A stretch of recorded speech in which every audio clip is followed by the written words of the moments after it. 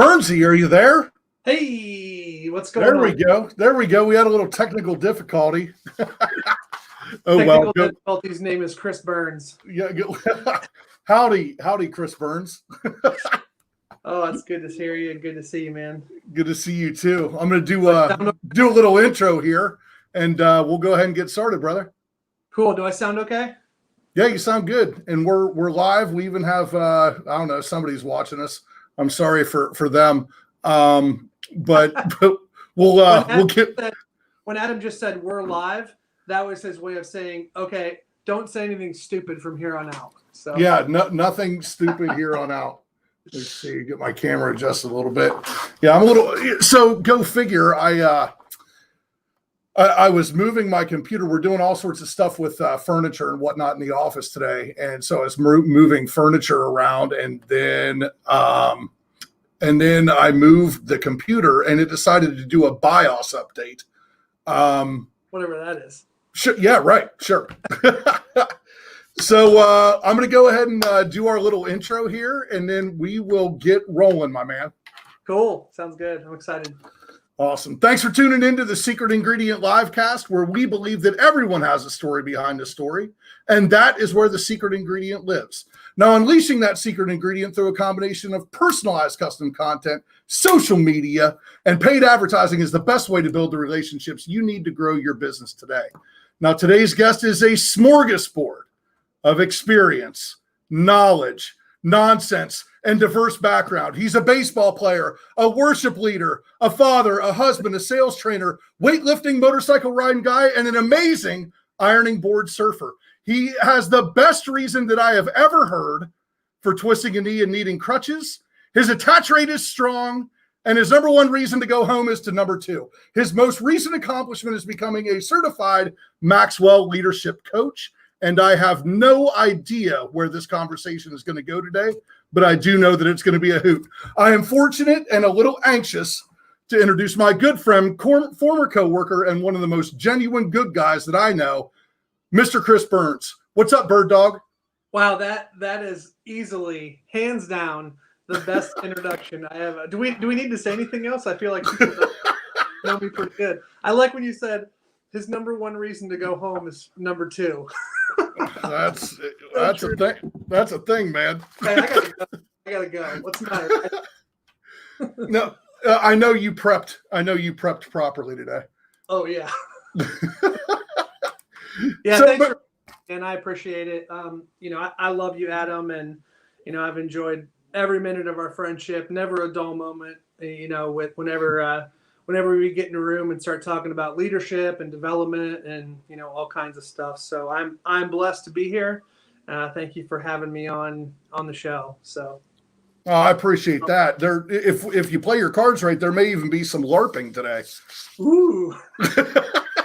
No one loves a good Batman costume and my leather sword hanging up. Yeah, no one loves a good LARP the way my man Burns does. Oh. Burns, how long have we known each other, and why?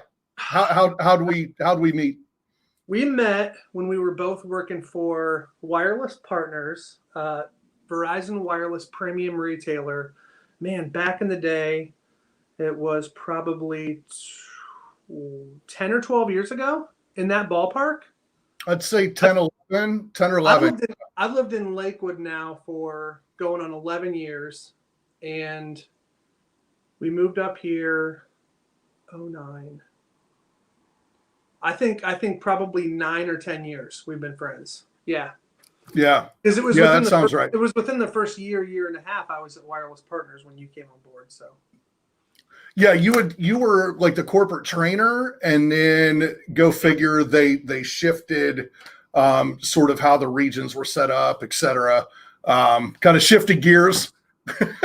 Oh yeah, I made my living in the wireless industry by always saying yes. Like I said, right. You say yes to your dream. Like I wanted to be a trainer. I wanted to develop people. I wanted to work with leaders. I wanted to mentor salespeople, and everything I've been asked to do in the wireless industry in one way or another has helped me live into that dream. So, I'm not saying be a yes man to a person. I'm saying be a yes man or a yes woman to your dream. You know, you always got to say yes to that next step. And if that next step finds you and it's, you know, it's living into your financial goals as well as your, you know, your career goals and your life goals, like why say no? Right. You know? So Well, and for a while, but both of us, I think, found good next steps within that company. I know I matured a ton personally and professionally at Wireless Partners until that next yes took me out of there. Yeah, you definitely said yes to your dream. That was I was so sad and also so proud of you when you left Wireless Partners to kind of do your own thing. And that was I know that was a beautiful day for you. And wherever you were at Go Wireless at that point, right? Yeah, it had transitioned to Go, and I was not going to be a good Go employee. Yeah, They were not. Yeah, they were not going to like me, and I was not going to like them. Nothing against them at all. It's actually a fantastic organization. It just was not a good fit for me, which is okay. Yeah, that's too all much right. Of a free spirit. Yeah, I can't handle that much control. I'm a bad employee. No. So yeah, I remember, so you were. Yeah, when I was at Wireless Partners, we met when I was a trainer, and I got that gig by saying yes. At the time I transitioned to be a trainer, I was a regional sales manager, I think, at the time. And, you know, the owner, Jackie, she called me on the phone and she said, "Hey, I need you to drive to Columbus to have a meeting with me." And of course, my heart sank and swallowed the big open in my throat, and drove down to Columbus and met with her. And she said, "You know, you're doing a great job as a." I think I was leading 11 stores at that point as a regional manager, and she said, "You know, we want to territory. We want you to be the trainer for." I think we had like 26 or 28 stores at the time, and I thought that sounded like a cool gig. So yeah, I absolutely said yes to it. So I went from mentoring coaches and training salespeople to training, you know, the salespeople and the leaders all across the company. So I put on leadership boot camps and, you know, sales trainings and stuff like that. And that was a fun gig. A lot of travel, but it was definitely a fun gig. So you were LARPing for a living. I was LARPing for a living. Will LARP for food. Yeah. Just in case no one knows what our antiquated joke there is, it's LARP is live action role play. Live action role play, baby. Oh my God. What do normal people call it? Just role play? Like role play? Just role play. Yeah. Just practicing. There's nerds out there that probably call it skill drills, you know. Skill drill. Skill drill. Yes. Drills. Yeah. No, we're LARPing today, baby. And it was you and was Ben there at that time? Yeah. At that point, Ben was still in Marion, I think. Okay. Running stores. He was either a store manager in Marion or he was running a few stores for Jack. Him and his blanket. Yeah, Jackie. Oh man. So you were originally an Alto guy. That was really, yeah. That Wireless Partner gig. That was really like up until that point, like, you know, that was the bulk of my development, you know. And like I wish I would have had an Adam Lefebvre in my life to walk me through the first few stages of my career. I'd been in the wireless industry for probably 3 or 4 years as a mediocre to subpar employee, and, you know, not making a lot of money. And then I got involved with Wireless Partners, and Alex Yater kind of took me under his wing and started to mentor me and coach me and really develop me. And I remember when, for anybody who's listening who maybe lacks courage or lacks taking that next step to develop yourself, this is a really good story. I remember I was a store manager. I'd been a store manager for just a couple of months at Wireless Partners, and this was I'd already been in the industry at Alltel for like three and a half years at this point, but I thought I was ready for that next step to lead multiple stores. And I remember Jackie wanted to start opening up new Verizon stores in the Northeast Ohio area. And, you know, I was just pretentious enough to think that I was the right person for that job, right? So I call up Jackie and I'm like, hey, I want to come meet with you. You know, this was wanted to meet with me to make me a trainer, but I said, I want to come meet with you. I need an hour of your time. I'll take you out to lunch. So we met, I think, down in New Philly at a Buffalo Wild Wings or something. And I took her out to lunch and I said, Jackie, you know, how you wanted to start expanding to different areas of Ohio. You mentioned Northeast Ohio as the biggest area of growth for you. I want to open those stores. I want to lead those stores. I want to recruit. I want to train. And we opened up a store in first North Ridgeville and Vermilion. So I moved to Elyria, opened up a store basically on either side of me. And then from there it was Oberlin, Amherst, Massillon. You know, we just started opening up stores left and right. And I remember my whole drive to Columbus to meet Jackie, to try to convince her to make me a multi-unit manager, district manager, whatever I don't even think I had a title for the first 6 months, but I was sweating bullets and I was so nervous to meet with her because this was like my sales pitch, right? Like I was like, all right, I'm a store manager doing very well. I need to convince this woman to basically turn over the keys to what she wanted to become like a third of the company and within the next few years. Right. And, she said yes ultimately, and she first wanted to make sure it was a good fit for me and my family, and then I talked to my wife about moving 3 hours away, and have the courage, step out on a limb, take a risk, because what's the worst that would have happened if she would have said no? I still would have had my job as a store manager, right? But it was because I had the guts to step out on a limb and ask for something I really wanted. And to prove that I could do it. That was a turning point in my life. So definitely. So Burns, that seems like to me, to you, to some of the other leaders that you and I know, that I would think of like a fairly obvious thing to do, because you're right. Like what's the worst could happen? I'm still, it's not like she's going to eat my face off my face. Now, Jackie could be intimidating at times, but she was actually a really good lady. I thoroughly enjoyed my interactions with her, except for that Christmas tree thing. But beyond that, it was all good. She was great. She was actually a great owner. But it might seem obvious to us, but to some people, it's not so obvious to step out in faith or step out in belief in yourself or whatever. Why is that? Why is that? And where do you have do you recognize a time in your life that actually changed, or that you were cognizant that you were going to do things to move forward where other people were not?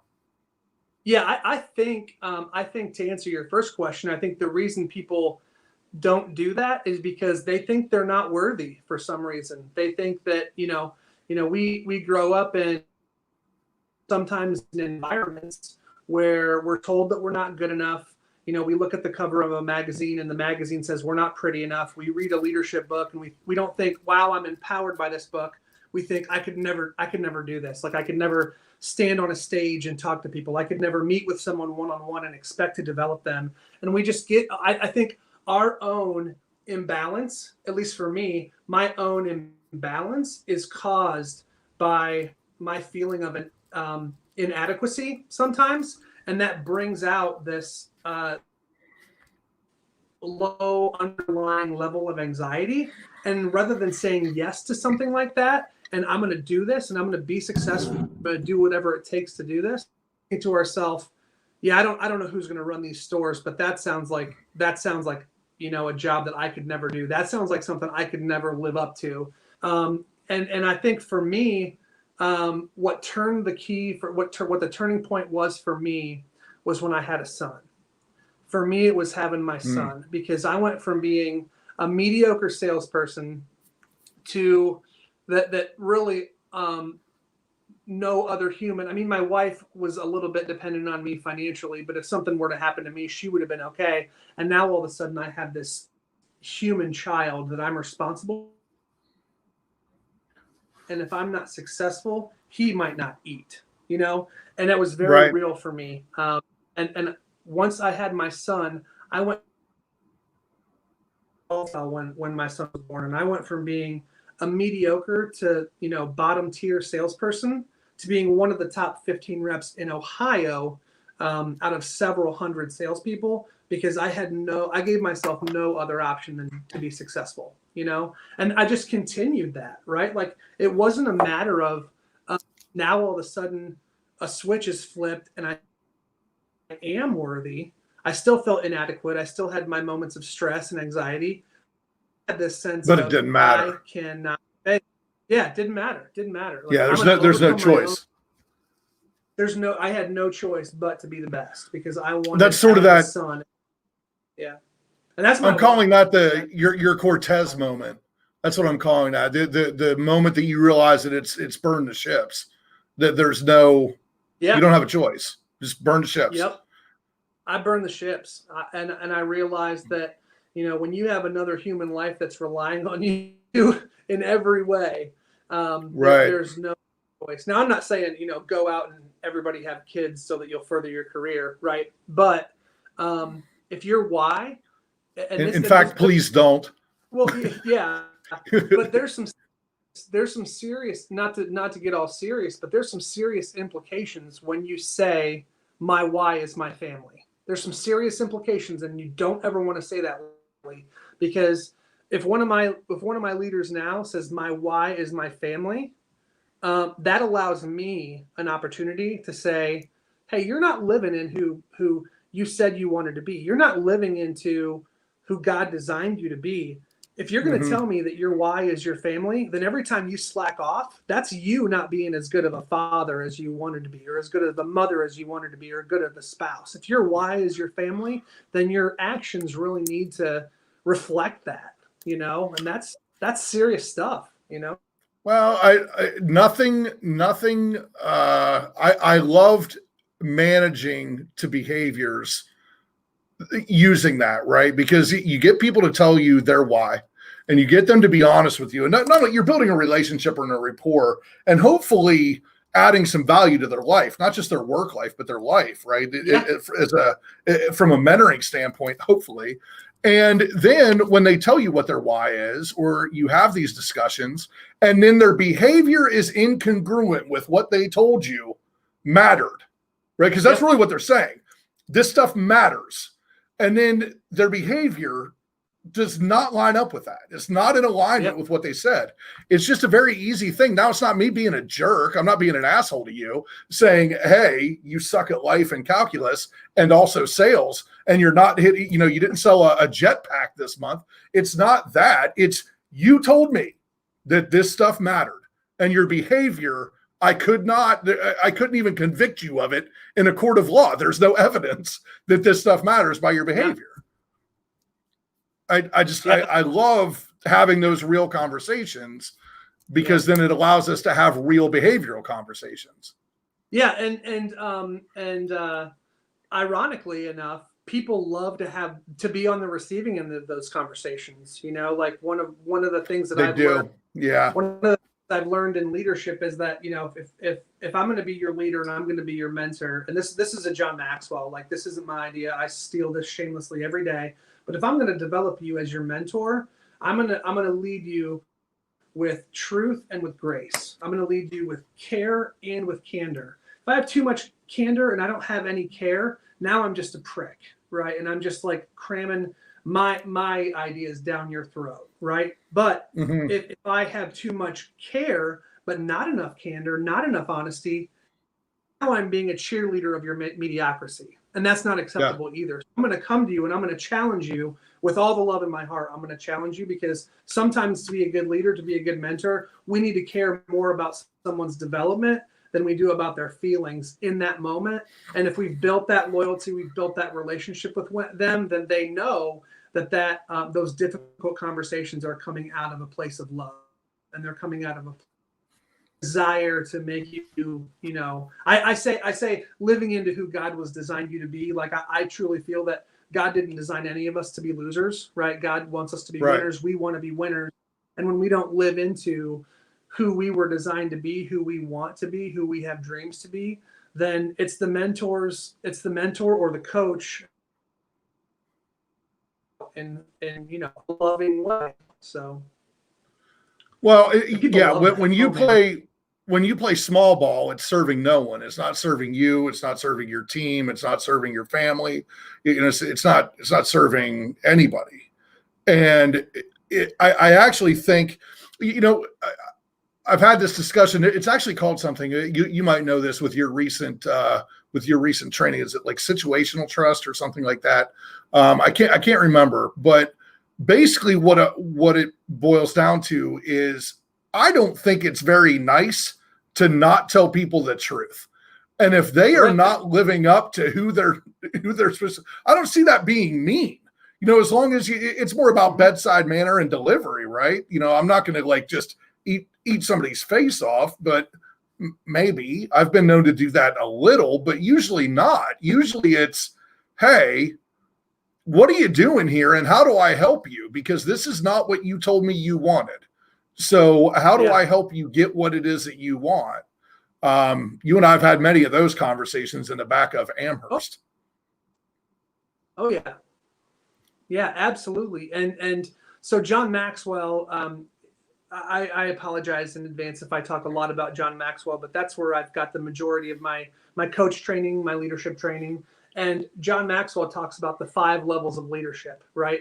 And the care versus candor, the difficult conversations come at level 3, right? So, if I got hired on in an organization and all I have is a title and no one knows me from Adam, no pun intended. Nobody knows me. They have to follow me because I have a title, right? They're not following me because they're not following me because they're loyal. They're not following me because they don't want to let me down. They're following me because I have a title. So you start to build that relationship. Cannot have, potentially feeling hurt in conversations with people at level 1 or even level 2. Level 2, people follow you because they like you. You need to be a likable person. If someone's going to, if anyone's ever going to be on your team and be in your corner and run through walls with you and for you, they have to like you. Level 3 is where you start to leverage the relationship that you've built with them in order to drive results. Level 3 is my favorite level because, hey man, I linked up arms with you. I've gone to bat for you. We've been in the trenches now. You know that I bleed with you, but we got to get something fixed. And how are we going to do it? And it's like, now if I just went into that conversation on day 1 without building the relationship and building the trust and the loyalty, you're not going to do what I say. You're not going to trust me for nothing. Right. So I love getting to that level. And you do that naturally. Like you progress up the levels with someone quickly because of your relationship and, your reputation as a leader precedes you. So people trust you because other people trust you. Right. And that's kind of where I hope to be and kind of where I'm at in my organization. But, you get to that level. It's like, hey, you've seen me have your back many, many times. You've seen me. We've been in the trenches. You trust me now. Now I'm going to leverage your loyalty, leverage that relationship with you in order to figure out how we're going to drive results together. And maybe that means hurting your feelings by just being honest with you. But you got to trust me. We're both going to end up better on the other side of that conversation. So it's more mean to lie to you. I'd prefer you're just honest. That's actually one of our. We don't do a mission statement here. It's called Guiding Principles, and it's all about action, like actual activity. And because very often mission statements are just this nonsense about integrity and telling the truth. And man, if you're in business and you're not having integrity and telling the truth, you need to actually put that on a piece of paper, you probably are already crap.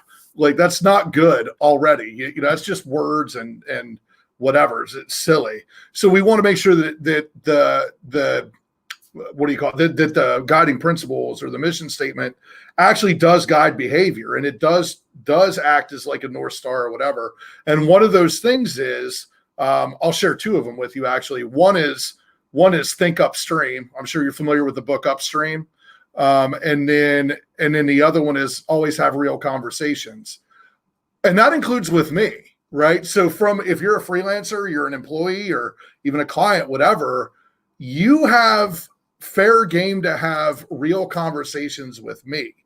And you just have to say that, right? So this is not the time that we're going to get our feelings hurt. This is not the time that we're going to make it about us or whatever, or me.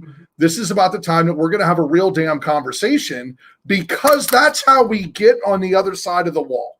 We don't get there dicking around. We get on the other side of the wall by doing this and then figuring out how to get across whatever the bridge is or wall or whatever barrier we have.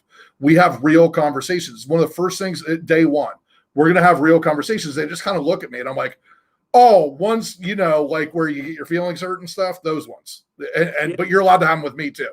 And they're like, sure. I promise. I absolutely promise. It's like the analogy of you'll like this because you're as silly as I am. It's like the analogy of the booger and the zipper, right? It's the analogy of the booger and the zipper. If you're at a party with someone and you care about them at all, and they got a booger hanging out of their nose, are you going to ignore that and let them walk around the rest of the night with a booger hanging out of their nose? Nope. I'm going to point it out right now so you can get rid of that, and so it's not going to affect the rest of your conversations. Or your zipper. Hey, buddy, your zipper's down. Your zipper's down, buddy. Oh, cool. Zip. You move on about your day, but you got to have the courage to have that conversation with them out. Because why? Because you care about that person, right? Like, I don't want to, if my zipper was down, I'd want somebody to tell me. If I'm doing something, if one of my behaviors is inconsistent with a core value, then by all means, love me by calling me out on it. By all means. Right. So. Burns, you brought something up earlier about how your why changed with the birth of your son. Tell me a little bit about how the how changes once you become a parent. Because I think that it's not just the why you're doing things, it's also the how. I think having a kid makes you a better leader, and being a leader makes you a better parent. So talk to me a little bit about your experience with that. Yeah, so the first thing that comes to mind is how I treat people after I've had kids. Because I went from, anybody in Conway Communications, I'm the vice president of sales in a wireless zone franchise we have 32 stores, and I'm the VP of sales. And they all look at me like a father figure, right? Mm-hmm. And yeah, that's very intentional. There's no accident. It's not an accident. They look at me like a dad, because once I had kids, I intrinsically started treating people who were several years younger than me as if they're my kids, right? In a sense. Now, I'm not going to discipline them like I would my kid. I'm not going to, talk to them exactly as I would my kid, but I take responsibility for them in my heart because one's kid, right? So that's the first thing is just, look, this was my kid. Would I let them get away with this? If this, if we're going to say that our organization, we can't just say that our organization is a family. We're going to behave like a family.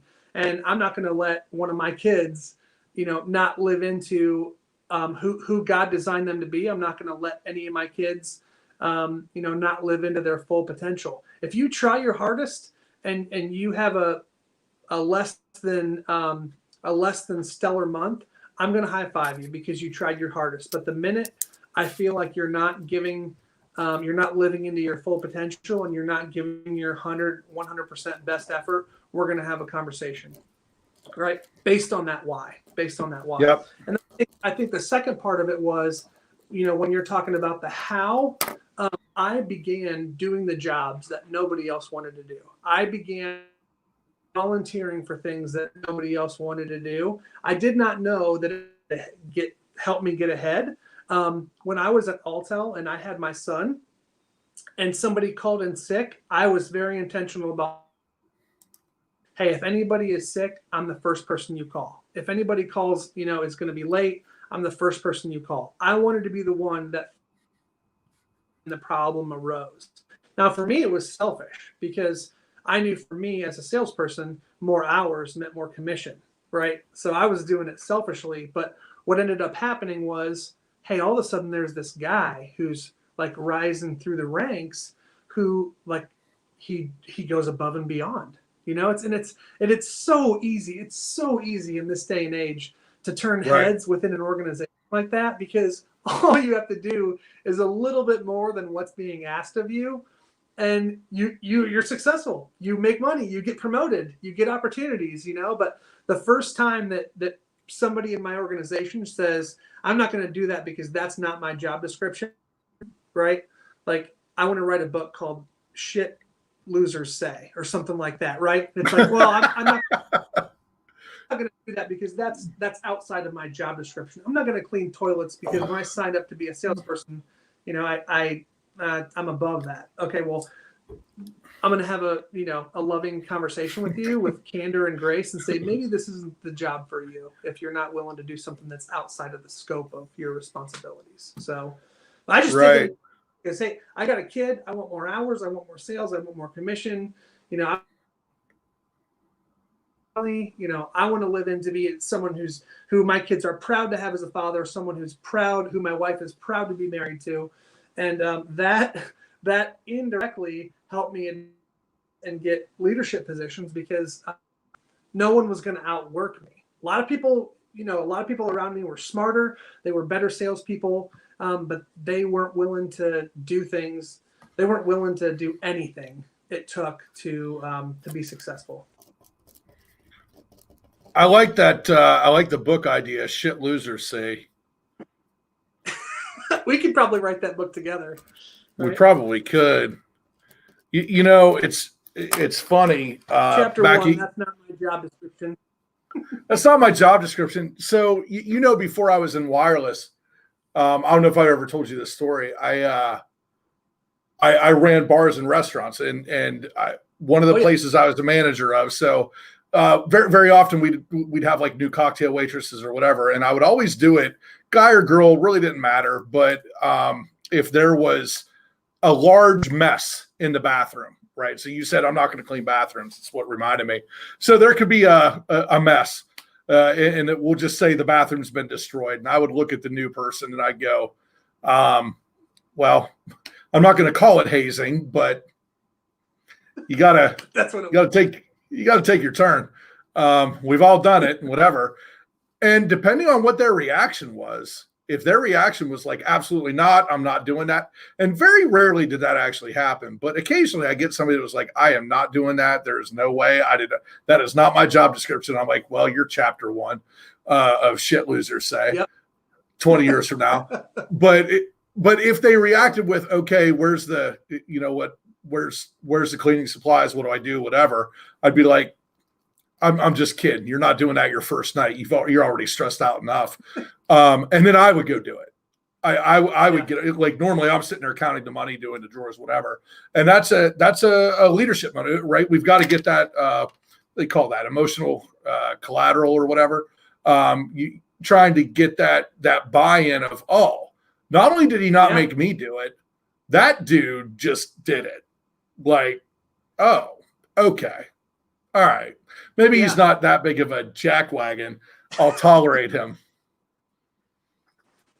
Well, and you said something that, go ahead. Sorry. No, go ahead. You said something that is probably going to take us down another path. Like I'm getting ready to take us. We were here, and now we're getting ready to take a right turn. So good. Cool. I think one of my favorite things to talk about to new leaders or people who are, aspiring to be a new leader. When I meet with people who are salespeople who want to become leaders, or, my organization recently put together what's called emerging leaders. We put our emerging leaders who are salespeople that want to be leaders through a 2-week boot camp, and it's like an hour and a half a day for 2 weeks straight on leadership development. We talk about emotional intelligence. I put them through the 5 levels of leadership. We talk about all kinds of stuff. But one of the things I always ask people who want to get into a leadership position in their interview is I say, why do you want to be a leader? Like, why do you want to be a leader in the first place? Leadership is messy. It's ugly. It's dirty. It's sometimes terrifying. It's going to lead to your stress. Why do you want to be a leader? right? Because I have to know, are they in it for the recognition? Are they in it for the money? Are they in it because they want to be in charge of people? And it is so easy to spot somebody who wants to get into leadership for the wrong reasons. But if you truly have a desire in your heart to want to develop a version of themselves, that's why you want to be a leader. It's not about recognition. Right. And people think, you're love this, and I know that you're going to agree with me, but like people often think when they get into a leadership position that, okay, well, I've been in sales for 2 years, I'm getting ready to be a leader. I get promoted to a store that has 4 salespeople. Now I'm in charge of these people, and these people are going to serve me as their leader. That's not it at all.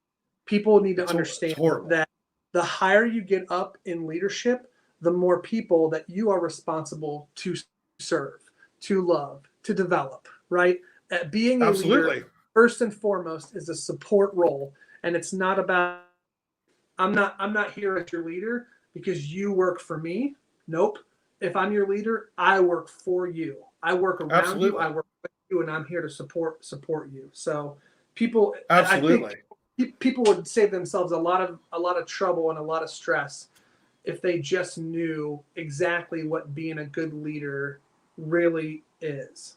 It's not about money. It's not about, 100% agree. Now I'm gonna drop one on you. I had a sales coach on a couple weeks ago, a family friend, Vic Yang. He's phenomenal, and he put this in a way that I had not thought of.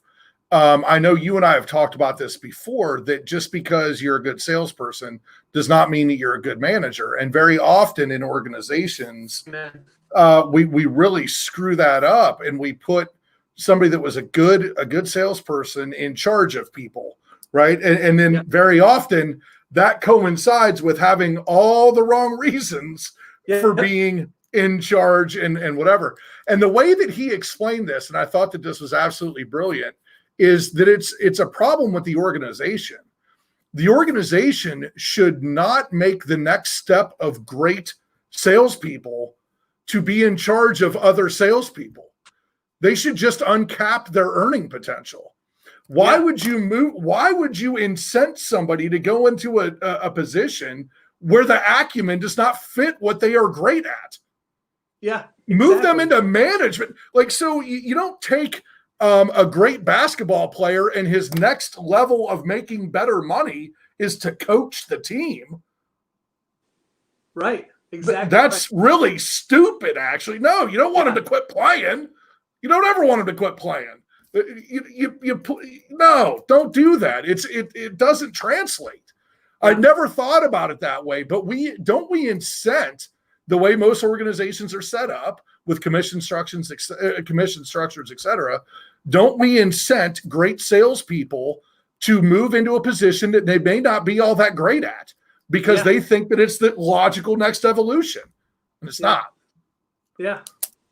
So what do we do about that? How do we fix that? We literally blitzkrieg the comp plan, scratch everything, and start over. Yes, it's my favorite thing to do. Just get rid of everything. Blow it all up. Just bomb it. Just blow it all up. That's great. That's a great analogy too. Like that's a great analogy. Is the professional, the professional athlete. Like, there's no coach that ever made as much money as the number one player in the field, right? Like, like LeBron James, I'm sure he'll probably be a coach somewhere, right? But maybe, man, like, let's just pay him more money to keep doing what he's doing. Like, he didn't want to coach. Keep doing what he's doing. Why in the world? Or you take Jordan at his height and go, you know what? You are so good at this. Let's put you in charge of the team. Quit playing. Yeah. Let's put you in charge of the team. No, you would never do that. This analogy here also backs one of my other leadership principles, and that's you don't have to have a title to be a leader, right? Like, you absolutely don't have to. Nope. LeBron James, as a player, did not keep him being a coach and coaching up his other teammates. Michael Jordan, right? Do you think the 96 Bulls or whatever, would have been as good if Michael only focused on developing himself and not developing every other player around him? No, not even remotely. And that needs no. Yeah, and that needs to be true in any organization, right? Like these people need to understand that what makes a leader is if they have influence and if they're making other people better. It's not about a title. It's not about a title. I have that written down for chapter 2 of Shit Losers Say. I'm the manager. Yeah. One of my least favorite things, I always used to tell people that. I'm like, well, okay, good for you. You're the manager. Listen to this. I hate the term manager. It's the only thing I ever managed was to screw things up. That's all I ever managed. Manager. I managed my inbox. Terrible. Yeah, I can't even manage my inbox. I'm on, some people are inbox 0, I'm inbox 1,000. It's terrible. Not good. But organizations can control that, right? So a great comp plan incents proper behavior. So one of the most important things you can do is director of sales, VP of sales, that high level position. One of the most important things that you can do or should be doing is constantly evaluating, do I have the right buses? Are the right people driving those buses? And then are the right people sitting in the right buses with the right driver as well, right? So you're constantly evaluating all of that, and just to make it more efficient and more natural and better. I remember one of the first things I did at Wireless Partners was take over a region that killed it, right? Like it was turnkey. Our good buddy, Real Deal, as he would say, would go, this is turnkey, just take over. And I'm like, yeah, I'm changing everything.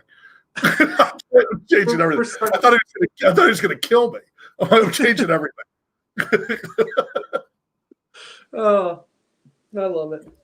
I see different people in different seats. I think it works better, right? Put people in a position to succeed. Yeah, and I think also, what is success? What does success look like in any given organization? And I think we have now. I'm speaking from a sales background, right? Like I'm not speaking from healthcare or anything else. Just wireless sales, and we don't. But I'm pretty sure. I feel confident saying that I'm pretty sure that a lot of organizations fail at this, and we have all these different scoreboards and statistics around someone's performance, right? We evaluate people based on their performance alone, and that's their value to the organization, and not whether they're actually a good person with a moral compass with integrity, right? Like we say, so many companies out there say that these are our core values, but then they compensate and value people based on their sales performance, and it promotes imbalance. Like Simon Sinek. I'm a huge Simon Sinek fan. Absolutely. And one of the things performance versus trust. He's got this really cool YouTube video where he talks about the performance is this axis and the trust is this axis. And another way of saying that is, do I trust you with my money over here, or do I trust you with my wife, right? Performance versus trust. And he says organizations, even some organizations that perform at a very high level, for example, the Navy SEALs, they would rather have somebody who is up on that axis with trust, but not necessarily as high of a performer than an extremely high performer who you trust, and how that person is more valuable to the organization. But that's not how we evaluate them, and that's not how we compensate. Well, it's definitely not how we compensate them. I've never seen a comp plan that went into whether or not we're nice to old ladies crossing the street or not. I've never seen anything like that. Unfortunately, for the old ladies. how would you work that into compensation? So what does that look like? What are the metrics? What are the metrics for being a good person? Yeah, and it's not even fully about compensation, especially with our millennials, right? Like, I don't like to use the M word a lot because I don't like labels in general, but our generation, it's not as much about compensation and bonus structures as it is about where and how they feel valued in the organization and whether or not they're making an impact in an organization, right? So hard to measure, and it's really even challenging to identify in an interview with a candidate you're talking to, right? Because people can other of an interview, but you start asking questions like, hey Adam, tell me when the last time you went out of your way to help someone that you didn't know and then didn't post it on your social media, right? Tell me about the last time you went out of your way, you inconvenienced a stranger, and you didn't post it on social media, right? And it's like instantly you can tell, Adam, whether they're full of crap or not, right? Because I interview good people, really good people, who, I mean, they look back and they roll their eyes and they say, wow, man, like, where do I start? I volunteer at this free store through my, go to the soup kitchens downtown. I volunteer with hashtag lunch bag and give homeless people food. Like, I do all these things, and it is, it's not, I'm not being compensated for it. All these people are strangers like that. I want that person on my team, Right. But if someone struggles, if someone, number one, struggles to find an answer, or number two, they use an example of someone in their circle who they already care about, like, maybe this isn't the best person to have on my team, right? Not that they're not a good person at the perform at a high level, but I can teach someone how to be a great leader. I can teach someone how to be a great salesperson. I can't teach someone how to not be a dick. Yeah. That's a lot harder. Yeah. That's a lot harder to teach somebody. I can just hit them with a cattle prod when they are. I don't know that I can teach them to not be. You go walking in there with your tracksuit on and your gold. No, that tracksuit never happened. That's a fairy tale. That's a tall tale. Oh. Totally happened. Here comes he's coming in to fire somebody. So let me back but up. But how do there. you compensate? How do you compensate? I have no idea. No, it's, so you were talking about the good person that you want on their on your team, right? But that's some nice stuff to say, right? Like, oh, mm-hmm. Yeah, I want the good guy on my team. But isn't it like, when it gets down to brass tacks, why is it that we want the good guy on our team? Isn't it really just because we know how to motivate that person? We know what their language is. We know their currency. It's great having a good guy on your team, but I also know what language they're speaking. I know what currency matters to them. And that's also about me too. So. Yeah. And I think part of it is trust, is this person going to be me when I'm not in the store, right? Can I trust this person to behave in a way that is ethical and with integrity? Does this person have character, or are they going to steal from the company? Are they going to treat our customers poorly?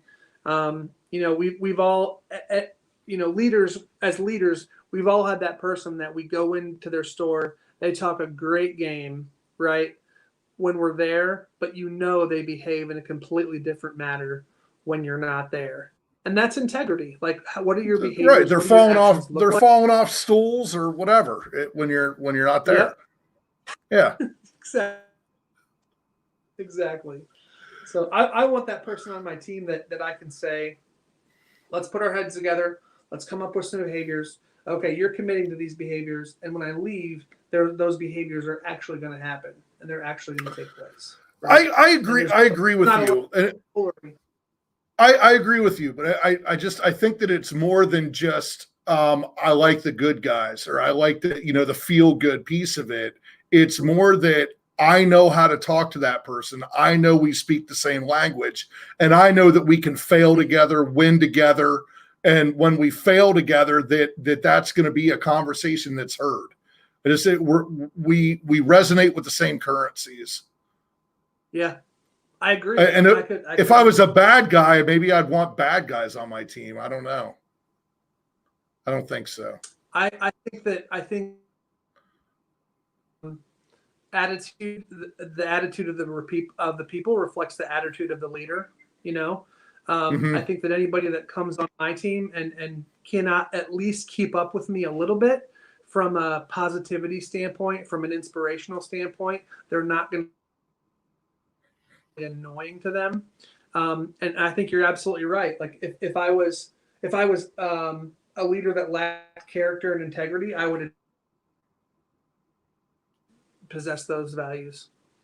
Well, you're definitely one of the most positive people I've ever known. You're always positive, unless you have a migraine. You're positive. Other than that, yeah. Sleep. Or if somebody told you to lead the call on Friday morning 5 minutes before the call was supposed to start because no one can get a hold of Ben, it maybe then is also a little grumpy.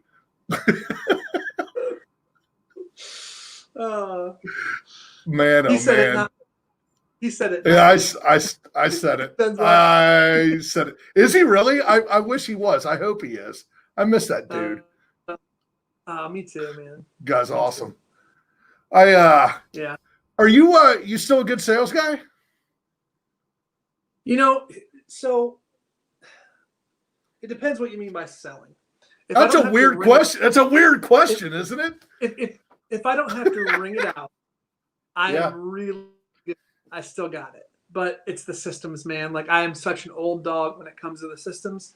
I'm the guy that will be holding the iPad, talking to the customer, giving him a great experience. Like, okay, well, this lady is going to upgrade her phone. She's going to add a line. She's going to do a tablet and a watch and do all these things. And then I look around and I go, can anyone do this? Can anyone activate all this stuff? Because I got nothing. Just hearing you say that just gave me an aneurysm. Like, no. I know. Oh. What system do you even use now? Like Morning Song or something? Eros is gone now. In most of the stores now, they don't let me talk to customers. You're not even allowed to talk to customers anymore? They only want me talking to employees. Yeah, I'm a coach now. I'm not a salesperson. So, one of the funny things that was happening right before I left, I'm curious to get your take on this. Right before I left corporate sales world, I think my style of selling, and I would venture to say yours too. The reason that I was good, or the only reason I was good when I was good, if that makes sense. Not trying to sound like I was a great salesperson. When I was good, if I was good, it was for this reason. It was because I had opportunity to educate to a buying decision. I had somebody who did not know what in the world they were getting themselves into, service, equipment, whether or not they needed this giant package, what they didn't know.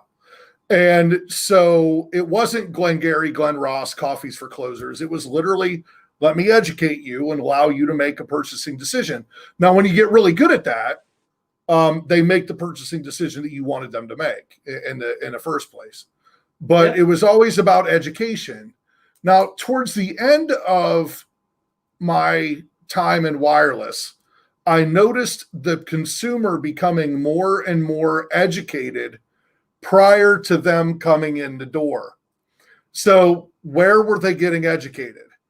The internet, advertising, websites, etc.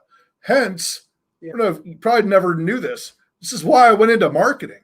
I needed to get further up the sales cycle because I felt myself becoming obsolete in retail sales setting. That, and I didn't think I was a good employee and wanted to work for myself. But really, why marketing? I mean, I could have, done a dog food store. Why marketing? Well, that was the reason, because to me, it was just sales in the absence of an actual person. It was all about the education that was occurring before they walked in the door. Could I affect that? And how did I affect that? Inadvertently, there was a video that Go Wireless played for everybody, all about socialnomics. And I was like, whoa, that's cool. And I understand that. I need to be doing that. And that's what happened. Yeah. So that's where the question comes from. What does a person that believes in educating to the point of a buying decision, how do you function in today's world where everyone knows everything before they talk to anybody about anything? Yeah. So the advantage, our advantage is that the customers educate themselves on the fun, popular stuff, and not so much the products that they didn't know they needed before they walked in, right? So that's okay. It's there's still opportunity. Because as somebody in marketing that when does someone buy something? When they have a perceived value in that product or service, right? If they don't see a value in it, then they won't buy it, right? That is not value to me, right? That's why a guy like me will pay $10,000 for Harley Davidson, but a guy like you thinks that's crazy, right? That's like a guy like you spending, X amount of dollars on a new condenser microphone for your podcast. I'm thinking, that's crazy. It's because the different things have different values to different people, right? And it's our jobs as the marketing person, it's our jobs as the salesperson to influence whether that value comes up to the level of the amount that product or service costs. So, I'll give you an example. Someone comes in and, I think a company that's done pretty good with their marketing strategy is Apple, right? We'll call it, Apple's done a pretty good job. Everybody's got to have the latest, greatest iPhone, right? So they come in for that Apple because of the great marketing strategy of Apple. But what they didn't know when they came in is how they would benefit from an Apple Watch. And that's our job as the sales to educate that customer to the point where their perceived value matches how much that sucker costs. If they're only going to use it for a watch, they're not going to have the perceived value that it's worth $600. It's just going to be too expensive, right?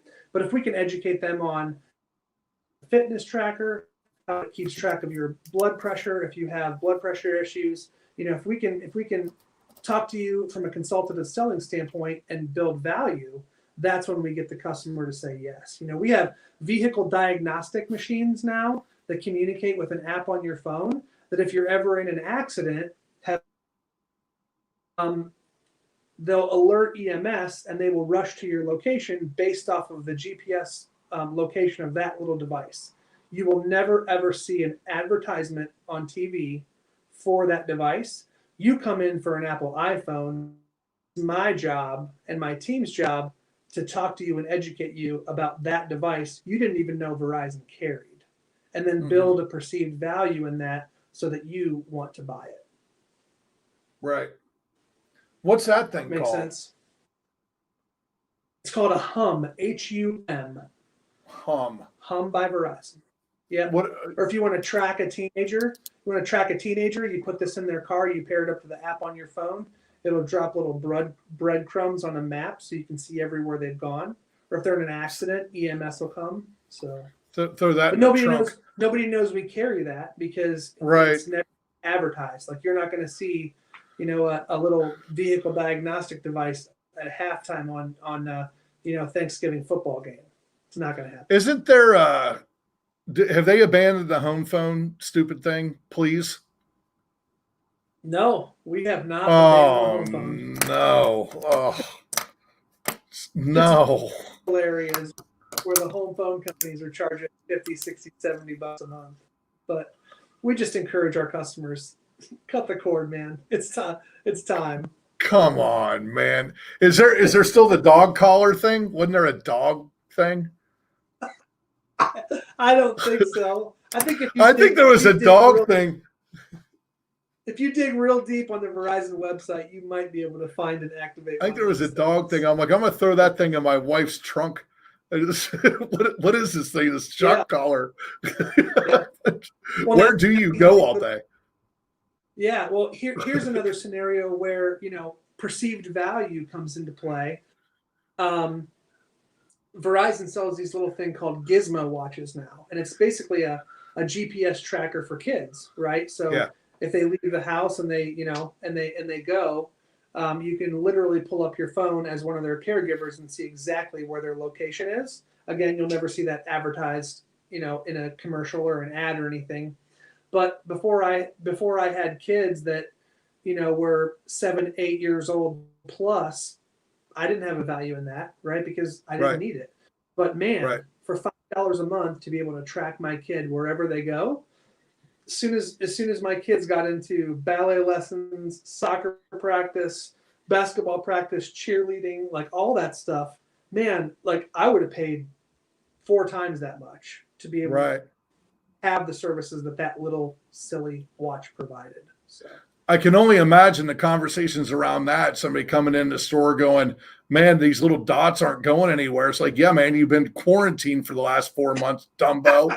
No one's going anywhere. You're all sitting there. Flying off the shelf right now. You're all watching reruns of MASH and your kids hate you. Like, no. Yeah. No. Are your kids leaving their watches at home all day? Themselves at home. Yeah, no one's going anywhere, man.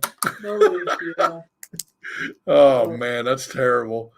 So tell me a little bit more about. So you got certified with Maxwell. So you leave Wireless Partners, you go on with Conway. You're doing great things over at Conway, and that was sort of you and Alex Yater getting back together. At that point, he left Wireless Partners at some point, right? I've never met him. Yeah. He left Wireless Partners before you got there. And I know the name. I know who he is. Yep, he was with Chris Jordan for a spell, running some stores in Ohio for Chris Jordan when they were Wireless Zone. The Steelyard store that's like 12 minutes from my house used to be one of Alex's when it was before when it was Chris Jordan's, and now we own it again. But the way the John Maxwell thing came up is, I have a burning desire in my heart to help people get better, right? Like that's, if I have a secondary why, it's to help people get from where they are to where they want to be. And that process really started for me when I was working as a sales market manager at TCC, and Alex called me up and he said, hey, Conway Communications is thinking about market. Do you know anybody who would be, at the caliber of leader that would want to come work for us and help us open up stores in Ohio? So he was just calling me for a referral for someone else. And I thought to myself, well, I could probably do that. I could probably help Conway Communications open up stores. And I told Alex, I said, I can't think of anybody do that in my personal network, but how about I come and do it for you? So he was calling to get a referral and he got me instead. I don't know if he's happy about that or not, but I'd say he's happy. It's worked out. So probably a year ago now, Alex called me and he said, I've been studying John Maxwell, reading the John Maxwell books, the Minute with Maxwell, all the podcasts, and the Facebook group and everything for the past, 4 or 5 years. And I've been a student of John Maxwell's long before I, started this certification path. But Alex called me and, he said that they wanted to work on certifying me as a professional coach to help our organization and to mentor and coach people in our organization, but then also to do it as, as a side hustle outside of the organization if I had contacts outside of the organization. And when he told me he wanted me to be John Maxwell certified coach, like I didn't know how much that was that meant to me until, I literally just was sitting there with tears in my eyes, like this John Maxwell leadership guru. I was going to get to study and get certified under him and his development. It's called the John Maxwell Group. And so in February, I started training and I started working through the certification program. Took me 7 months to get through all the material and to get trained and be part of their mentorship program. And then I got certified, last weekend or the weekend before? I think it was 2 weeks ago. Yeah, I think I saw it 2 weeks ago. Yeah, 2 weekends ago. I went through my online, it was the International Maxwell certification. Normally they would send us all to Orlando, Florida, to a big Marriott Inn Hotel and Conference Center. But because of the Rona, we had to do it all on an online platform, which was very cool. Very cool. So yeah, I am now a certified John Maxwell professional coach and speaker. That's fantastic. Yeah. So what does that look like? How do you get rolling with that? And who are you looking to work with? Yeah. So right now, my goal is to work with people within Conway Communications organization and coach people. From a structural standpoint, it can be one-on-one coaching. Inside or outside the organization, it can be one-on-one coaching. They do these things called, I'll be doing these things called John Maxwell master classes, where I'll take content from one of John Maxwell's books, and they break it down into, a 4-week to 8-week, once-a-week session, where they call it a master class, where I'll have anywhere between 6 and 10 people in the master class with me that I'm coaching as a group, as a team. So I really prefer the one-on-one, to be honest with you, but the one-on-one coaching can get a little expensive for one individual person. So somebody who wants to be developed by a John Maxwell coach, but maybe doesn't want to shoulder the burden of one-on-one coaching, the financial burden, classes as well. So I'm really, really excited. When it comes to this idea of coaching, I had no idea really what a coach did until working my way through this training. And you'll love this. You'll get a kick out of this. The word coach, the word professional coach, has just been absolutely misused and abused.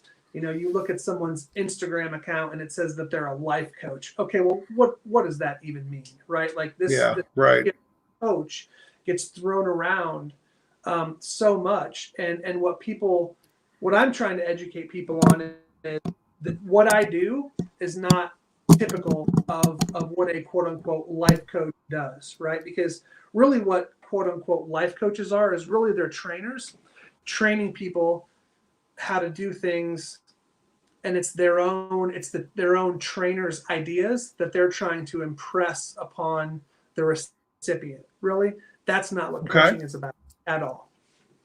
What coaching is, as opposed to training, is first knowing and understanding that the answers to a recipient's success does not lie within the coach. It lies within the recipient. It's the coach's responsibilities to get that recipient to become self-aware and to start drawing the answers out of that person. Do you see what I'm saying? You're there to facilitate self-awareness. Absolutely. Yeah. And I didn't even, I was excited to be part of the program and didn't even realize what being a coach was. Right. There are values to a trainer, right? If you're training someone, it's because they need the training, right, to facilitate something. I have been trained to be a coach, right? And then coaching is something completely different. Right. Right. It was so awesome. if somebody's listening and wants to get involved, what would that look like, Chris? Yeah. It's really, and a kind of a wishy-washy answer, but it's really up to that recipient, right? Like if they Okay. want weekly coaching, I'll make space for weekly coaching. If they want once a month, I'll make space for once a month. It's my job as the coach to really do whatever that recipient wants. If we want to meet once a quarter, and that's all you want, and that's all you feel you need, then that's what we're going to do. My job is not to tell a person what they need. It's my job, like you said, to get someone to be self-aware about what they need and what they want to work on. And a lot of it's through goal clarity. I meet with some people, right. They don't even know what those are. They don't even know how they want to be developed. They don't even know how they want to develop themselves. So the first session or two is just sitting down and, let's clarify some goals. I want you to discover some behaviors that part of being your coach is I'm going to hold you accountable to those things in a loving way. The behaviors and the answers are going to come from you, but it's my job as your coach to hold you to those things. Like that's the main difference really between a coach and a therapist, right? Like a therapist listens to your problems, right? And like I'm in no way saying that a therapist doesn't have value. I actually saw one for a few months, a couple of years ago, and found tremendous value in it. So I'm not devaluing what a therapist says all, but the difference is, it's not a therapist's job to hold you accountable to behaviors, right? It's the therapist's to walk you through your grief and your struggle and your anxiety and your stress and give you some pointers, right, of what you can do to make some changes. But it's my job as a coach to get you to become self-aware of the behaviors that you need to do to find success, clarify your goals, live into those goals, and then hold you accountable to those behaviors, right? Like I said, in a non-judgmental way. People love this process because there's no judgment. There's absolutely 100% no judgment. But at the same time, I love you too much as a coach to let you stay where you're at if you've told me that you want me to hold you accountable to getting better. Right. Well, that's that great conversation. You told me that you wanted to go from here to here. Yeah. We're not doing that. So and you told me how you were going to do it. Yeah. Yeah. So how do people get in touch with you? We'll do show notes and everything for the episode. So how do they get in touch with you? Do you have a website or your LinkedIn or? I don't have a website. I am on LinkedIn as a speaker, so I'm on there as Chris Burns. Please, you can share my cell phone number. You can share my email address with anybody after the call that is interested in it. Really, what I like to do is I like to have free master classes going all the time. So like if you and 5 of your buddies want to do a free master class, I'll put together a free master class where you don't pay a dime. Maybe bring some snacks with you and a beverage, and we'll meet, or maybe we'll just do it over Zoom because of COVID, where I'll do like a free 4-week master class where you can attend the class once a week for 4 weeks.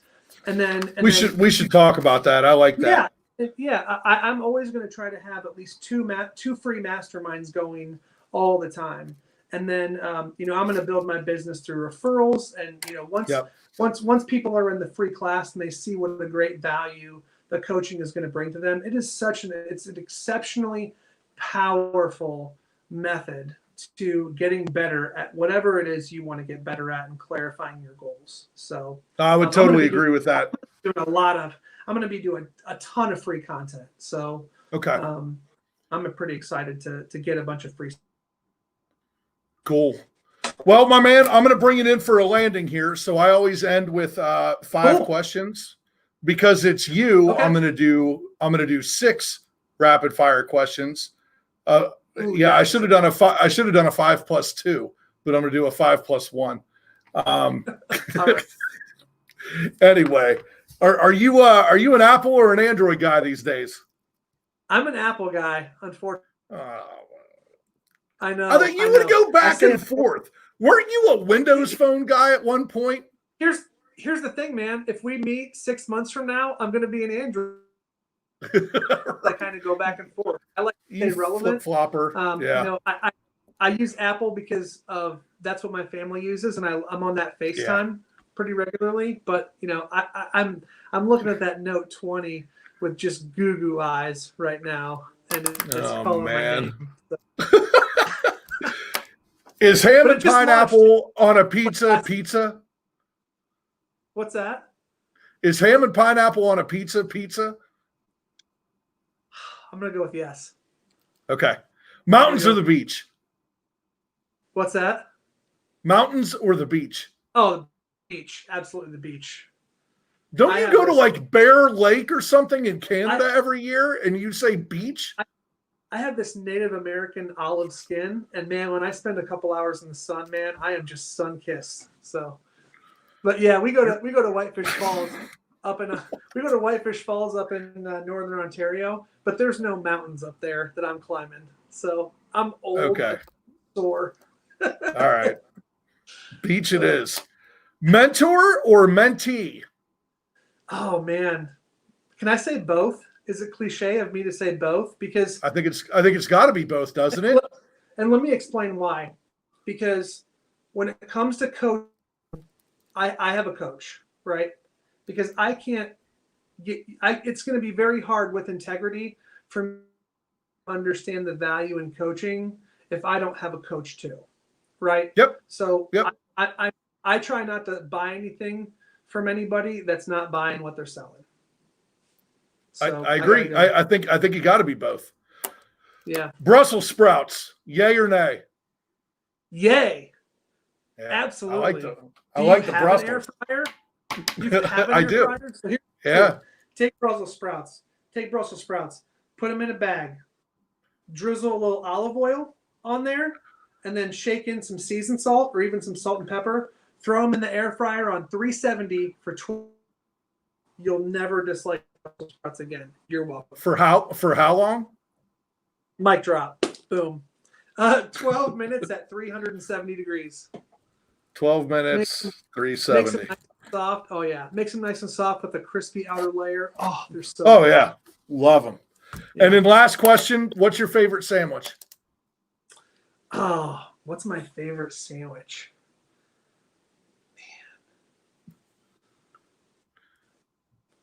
I'm going to go with the West Side Monte Cristo from Melt Bar and Grilled.